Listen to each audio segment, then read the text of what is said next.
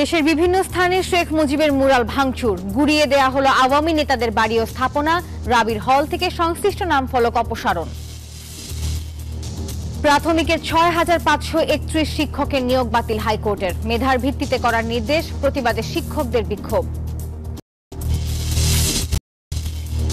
সিলেট ওসমানী বিমানবন্দরের ১৭.৫ কেজি স্বর্ণের বার জব্দ করেছে শুল্ক গোয়েন্দা বিভাগ, আনুমানিক বাজার মূল্য ২১ কোটি টাকা, আটক ২।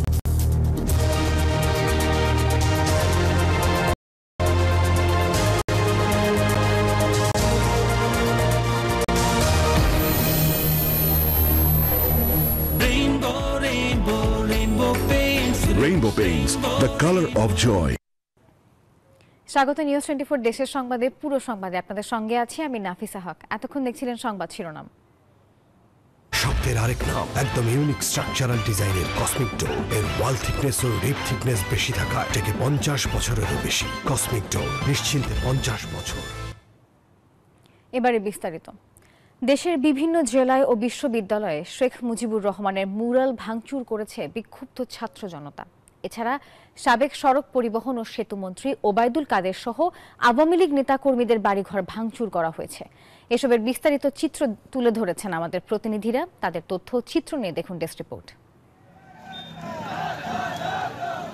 দেশের বিভিন্ন স্থানে বঙ্গবন্ধুর মুরাল ও আওয়ামী লীগ নেতাকর্মীদের বাড়ি এখন ধ্বংসস্তূপ। বুধবার শেখ হাসিনার ভাষণের প্রতিবাদে রাত ৯টার দিকে কুষ্টিয়া শহরের পিটিআই সড়কে জড়ো হন বিক্ষুব্ধরা। পরে আওয়ামী লীগের যুগ্ম সাধারণ সম্পাদক ও কুষ্টিয়া ৩ আসনের সাবেক সংসদ সদস্য মাহবুবুল আলম হানিফের বাড়িতে বুলডোজার দিয়ে ভেঙে ফেলে তারা। ভেঙে দিছে, খুবই ভালো হয়েছে। স্বৈরাচারের কিছুটা আড্ডা আর কি ভাঙা হয়েছে। বিক্ষিপ্ত জনতা ওনার বাড়িটা ভাঙচুর করছে, যেহেতু জনগণের টাকায় বাড়ি বানাইছে, জনগণ বাড়ি ভাঙছে, এতে তো কারো প্রতিক্রিয়া থাকবে না। এদিকে মুজিববাদে মুছে দাও স্লোগানে চট্টগ্রামে শেখ মুজিবুর রহমানের প্রতিকৃতি ভাঙচুর করেছে শিক্ষার্থীরা। রাত ৯:৩০টায় নগরীর প্রেস ক্লাব ও জামাল খান মোড়ে ভাঙচুর চালায় তারা। শেখ হাসিনার ভাগ্নে ও বরিশাল সিটি কর্পোরেশনের সাবেক মেয়র ও মহানগর আওয়ামী লীগের সাধারণ সম্পাদক সেরনিয়াবাদ সাদিক আব্দুল্লাহ ও সাবেক মন্ত্রী আমির হোসেন আমুর বাসভবন বুলডোজার দিয়ে ভেঙে দিয়েছে বিক্ষুব্ধ ছাত্র জনতা।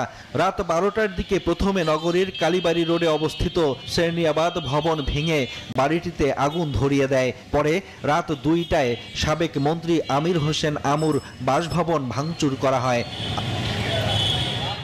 রংপুরে এক রাতেই বুলডোজার দিয়ে শেখ মুজিবুর রহমানের ৩টি মুরাল গুড়িয়ে দিয়েছে ছাত্র জনতা। এ সময় বিক্ষুব্ধরা নাম ফলক সহ মুরালে লেখা শেখ মুজিবের বাণী মুছে ফেলে।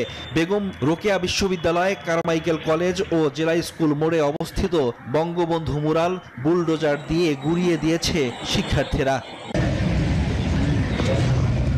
রাত 11:30টায় জাহাঙ্গীরনগর বিশ্ববিদ্যালয়ের বটতলায় জড়ো হয়ে বিক্ষোভ মিছিল বের করেন শিক্ষার্থীরা। পরে মুজিববাদের সকল স্মৃতিচিহ্ন মুছে ফেলতে বিভিন্ন স্থানে নির্মিত শেখ মুজিব এবং শেখ হাসিনার মুরাল ও গ্রাফিতি ধ্বংস করেছে ক্ষুব্ধ শিক্ষার্থীরা।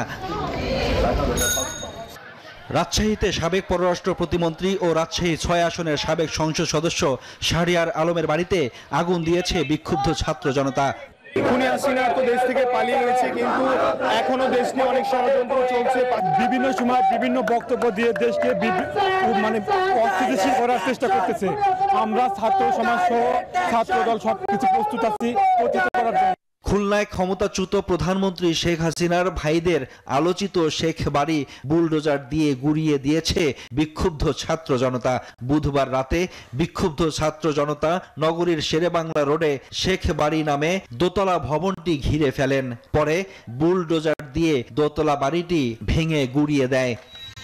নাটোর ২ আসনের সাবেক সংসদ সদস্য ও জেলা আওয়ামী লীগের সহসভাপতি শফিকুল ইসলাম শিমুলের বিলাসবহুল বাসভবন জান্নাতি প্যালেসে অগ্নিসংযোগ ও ভাঙচুর চালিয়েছে ছাত্র জনতা।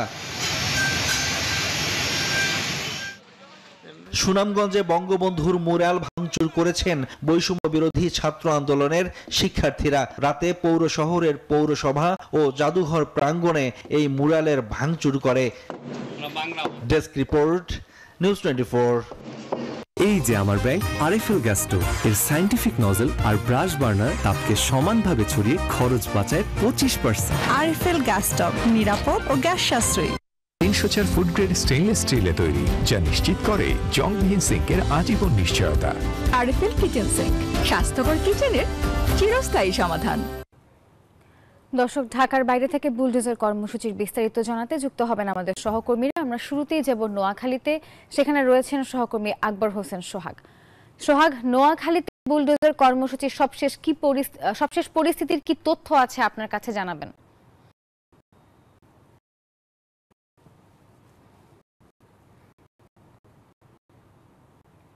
ধন্যবাদ। আপনি যেমনটা জানতে চেয়েছেন, আমি আছি নোয়াখালীতে, নোয়াখালী কোম্পানিগঞ্জের ওবায়দুল কাদেরের বাড়িতে।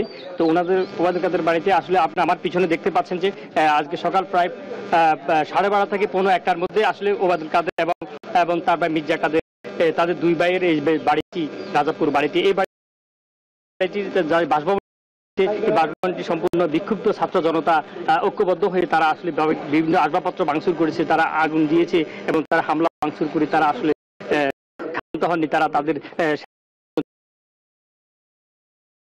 তাদের যে পাকঘর ছিল, ওই পাকঘরটাও তো রান্নাবান্নার পাকঘর, সেটাও তারা জ্বালিয়ে দিয়েছে। আসলে সব মিলে যদি আমি আপনাকে বলি যে এই যে মানুষের যে আমি অনেকের সাথে কথা বলছি এখানে ছাত্র জনতা বা এলাকাবাসীর সাথে, তারা জানিয়েছেন যে তারা দীর্ঘদিন ওবায়দুল কাদের এবং মির্জা কাদের কারণে এলাকাবাসী অত্যাচারিত ছিল, নানাভাবে তাদেরকে হয়রানি করা হয়েছিল, যার কারণে তারা দীর্ঘদিনের ক্ষোভের বহিঃপ্রকাশ হিসেবে তারা আজকে তার বাড়িতে হামলা ভাঙচুর এবং অগ্নিসংযোগ করেছে। এই ছিল আমার কাছে নোয়াখালী ওবায়দুল কাদের বাড়ি থেকে সর্বশেষ। আমি ফিরে যাচ্ছি কুষ্টিয়া লালনের কাছে। লালন।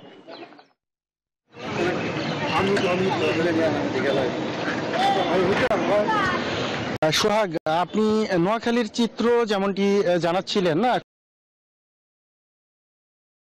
কুষ্টিয়াতেও কিন্তু একই অবস্থা। গতকাল রাত 9:30 থেকে বিক্ষুব্ধ ছাত্র জনতা কিন্তু বাংলাদেশ আওয়ামী লীগের যুগ্ম সাধারণ সম্পাদক ও কুষ্টিয়া 3 আসনের সাবেক সংসদ সদস্য মাহবুল আলম হানিফের কুষ্টিয়াস্থ পিটিআই রোডের যে বাসভবন, সেই বাসভবনটি কিন্তু আসলে বুলডোজার দিয়ে এই সামনের যে অংশটি, বিশেষ করে সীমানা প্রাচীর এবং প্রধান যে গেটটি, মানে সেটি কিন্তু আসলে ভেঙে ফেলে। এবং ছাত্র জনতা যেটি বলছে যে আসলে গত জুলাই আগস্ট আন্দোলনে তারা এই বাড়িতে বসেই কিন্তু আসলে তাদের বিরুদ্ধে আসলে বিভিন্ন ষড়যন্ত্রে লিপ্ত ছিল। এটি মূলত আসলে প্রধান অভিযোগ। এই অভিযোগের প্রেক্ষিতেই তারা বলছেন যে এই বাড়িটি আসলে তারা আর এই শহরে দেখতে চান না, এই বাড়িটি যাতে দণ্ডায়মান না থাকে সেটি আসলে তাদের প্রত্যাশা। তো এছাড়াও কিন্তু আরো বেশ কয়েকটি বাড়িতে কিন্তু আসলে এই ছাত্র জনতা তারা এই বুলডোজারের আসলে কর্মসূচি পালন করেছে। এই ছিল আমার কাছে সর্বশেষ নাফিজা, কুষ্টিয়া। লালন এবং সোহাগ, আপনাদেরকে ধন্যবাদ। বিজলি কেবলস যে কোনো স্থাপনার বৈদ্যুতিক সংযোগকে রাখে নিরাপদ। এর স্কিন কোটেড ইনসুলেশন সম্পূর্ণ ফায়ার রিটার্ডেন্ট, তাই বিজলি কেবলস নিজেই নিজেকে নিভায়। বিজলি কেবলস, নিরাপদ আজীবন। দেশের সংবাদে বিরতি নিচ্ছি, সঙ্গেই থাকুন।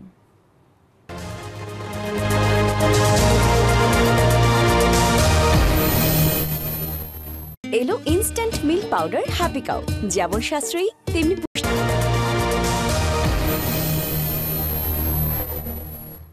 দেশের সংবাদে আরো একবার স্বাগত। সরকারি প্রাথমিক বিদ্যালয়ের 3য় ধাপে চট্টগ্রাম ও ঢাকা বিভাগের নিয়োগ পাওয়া 6531 জনের নিয়োগ বাতিল করেছেন হাইকোর্ট। মেধার ভিত্তিতে নিয়োগ দেওয়ার নির্দেশ দেন আদালত। বৃহস্পতিবার চূড়ান্ত তালিকা থেকে বাদ পড়া 30 জনের রিটের চূড়ান্ত আবেদনের শুনানি শেষে বিচারপতি ফাতেমা নজিব ও বিচারপতি শিকদার মাহমুদুর রাজি হাইকোর্ট বেঞ্চে রায় দেন। একই সাথে আদালত মেধার ভিত্তিতে পুনরায় নিয়োগ দেওয়ার নির্দেশও দিয়েছেন। এ রায়ের প্রতিবাদে নজিরবিহীনভাবে আদালতের সামনেই বিক্ষোভ করেছেন নিয়োগ বঞ্চিতরা। এ সময় বিচারককে উদ্দেশ্য করে নানা রকম স্লোগান, আদালতের দরজায় ধাক্কাধাক্কি, আইনজীবীদের সঙ্গে তর্কাতর্কিতে জড়িয়ে পড়েন শিক্ষকরা। তড়িঘড়ি করে এজলাস ত্যাগ করেন বিচারকরা। পরিস্থিতি নিয়ন্ত্রণে বেগ পেতে হয় পুলিশ সদস্যদের।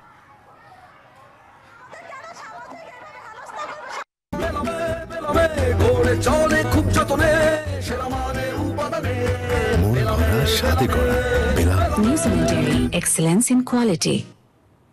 আরো একটি বিরতি নিচ্ছি, সঙ্গে থাকুন।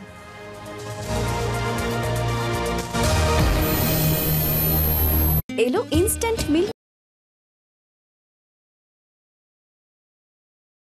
সাথে চিল করো।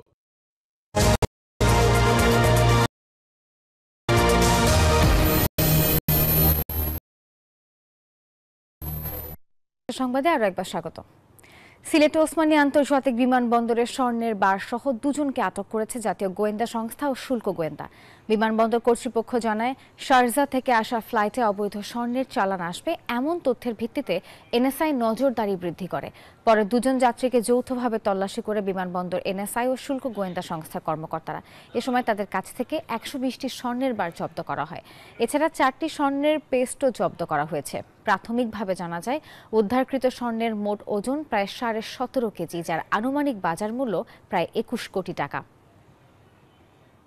গাড়িটা আমার প্রেজেন্ট, আমার ফিউচার, আমার হ্যাপি লাইফ। আইডিএলসি আমার ফাইন্যান্সিয়াল পার্টনার বলেই কার লোন আমার কাছে লাইফ ইনভেস্টমেন্ট। দেশের সংবাদ এ পর্যন্ত। ধন্যবাদ সবাইকে।